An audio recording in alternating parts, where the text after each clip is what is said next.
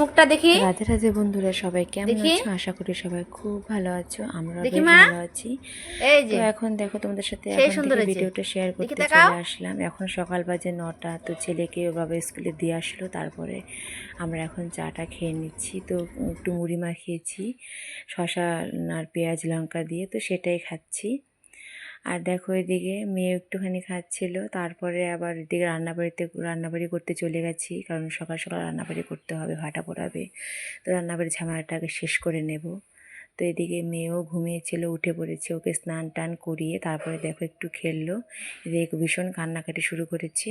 তো রান্নাবাড়ি হয়ে গেল, তারপরে ওদেরকে বলছি একটু খেতে দিই, কারণ আমার খাওয়ানোর আজকে সময় নেই। এদিকে আবার হচ্ছে এদিক সেদিক কাজও করতে হবে, অনেকটা ভাটা পোড়াতে গেলে তো অনেকটা হাতে হাতে করে দিতে হবে।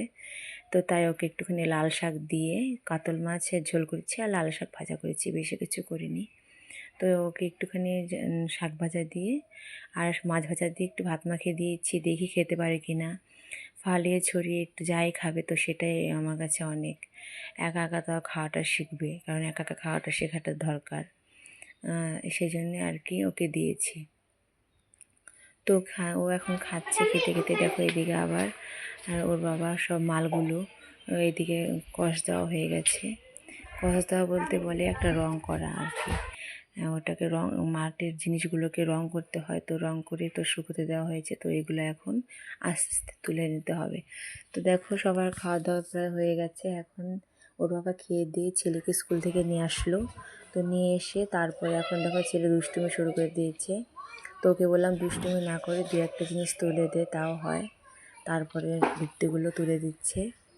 তারপরে আবার এদিকে দেখো তুলে দিতে গিয়ে একটা ভেঙে ফেলেছে, সেজন্য বললাম থাক, আর তুলে দিতে হবে না, কারণ এত কষ্ট করে বানিয়ে যদি ভেঙে ফেলে তখন অনেকটাই খারাপ লাগে। তো সেই জন্যই বললাম থাক, আর তুলে দিতে হবে না, কারণ মাটির জিনিস একটু এদিক সেদিক হলেই ভেঙে যায়।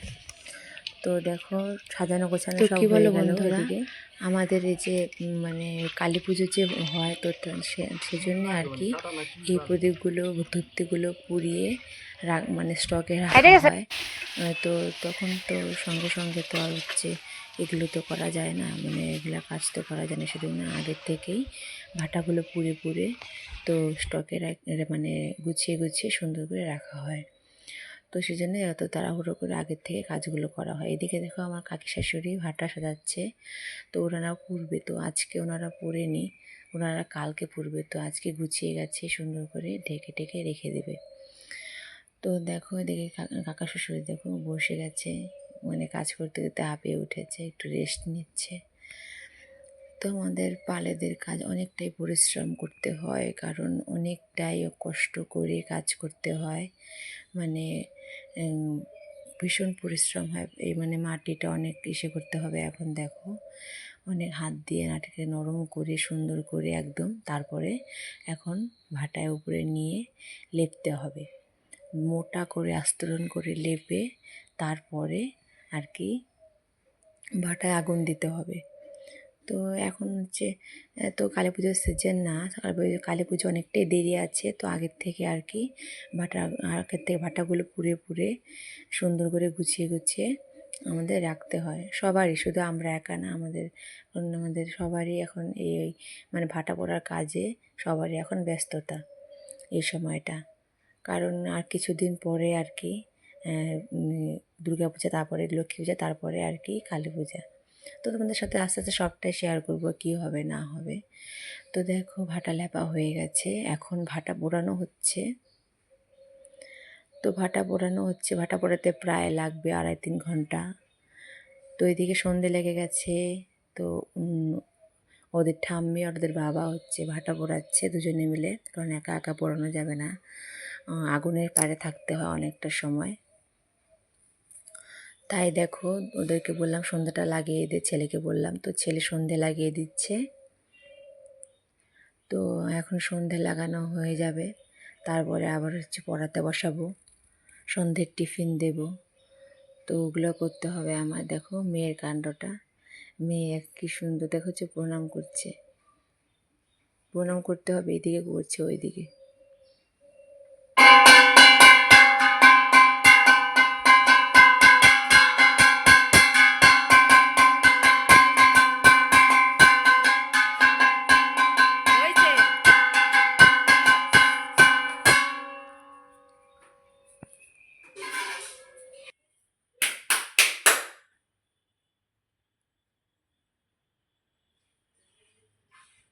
বল দাও মা, বল দাও মা, বল দাও তো মা। নমো করো, নমো করো, নমো করো।